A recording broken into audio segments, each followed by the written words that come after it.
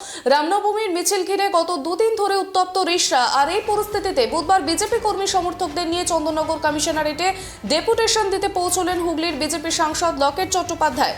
কমিশনারেটের গেটের বাইরে বিজেপি সাংসদকে আটকে দেয় পুলিশ। রামনবমীর মিছিলকে কেন্দ্র করে রবিবার থেকেই দফায় দফায় উত্তপ্ত হয়ে উঠেছে হুগলির রিসরা। সেই কারণেই বিজেপি সাংসদদের নেতৃত্বে পুলিশ কমিশনারেটের সামনে হাজির হন বিজেপির নেতা কর্মীরা।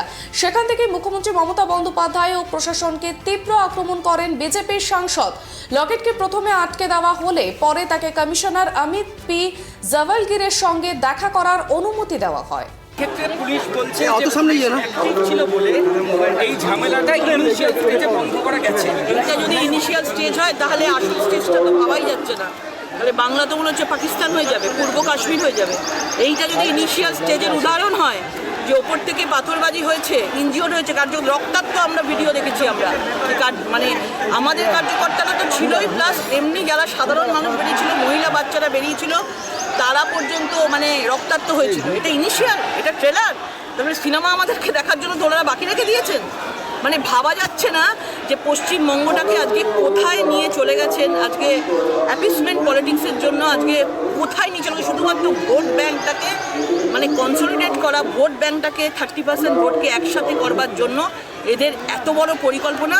এবং তার জন্য এরা হিন্দুদের পর্যন্ত মারতে, তাদের বাড়ি জ্বালাতে, পুলিশের গাড়ি জ্বালাতে পর্যন্ত এরা কোনো বিন্দুমাত্র ভাবছে। কালকে হনুমান জয়ন্তী দিদি, আপনি কি অ্যাপ্রিহেন্ড করছেন যে বিভিন্ন র্যালি কালকে বিভিন্ন জায়গা থেকে বেরোবে, আবার এই একই ঘটনা রিপিটেশন? দেখুন, এটা তো কোনো পলিটিক্যাল র্যালি নয়, রামনবমীও পলিটিক্যাল র্যালি নয়। এটা সাধারণ বাংলা যারা যারা মানুষরা পুজো আর্চা করে সবাই যেতে পারে। এখানে আমরা সবাই করি, আমরা রামনবমীর মিছিলেও গেছি, কিন্তু পলিটিক্যাল পারপাসে কখনো যায়নি। কালকে হনুমান জয়ন্তীর মিছিল আছে, সব জায়গা থেকে যেরকম বেরোয় হনুমান জয়ন্তী, বিভিন্ন পার্টিরও মানুষ এখানে আসে, বিভিন্ন লোকজন আসে। আমি দেখেছি তৃণমূলের লোকেরাও করে, হনুমান জয়ন্তীতে মিছিল করে, অনেকে তারা আসে।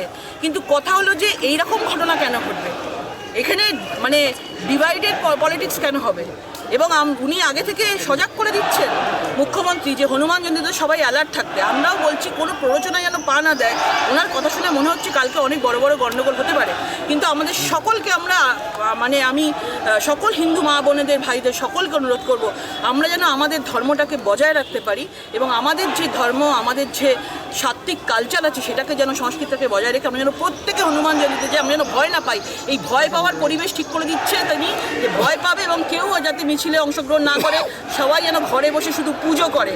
আর তারা যেন কোনো মুসলিমরা তাজিয়া বের করতে পারে, কিন্তু হিন্দুরা যেন কোনোভাবে কোনো শোভাযাত্রা না করতে পারে। কিন্তু সবাইকে অনুরোধ করবো, কালকে সবাই সতর্ক থাকবেন, কিন্তু সবাই মিছিলে যাবেন। বাংলায় হিন্দুদের আওয়াজ কিন্তু বাঙালি হিন্দুদের ঘরে ঘরে থেকে চলবে। গত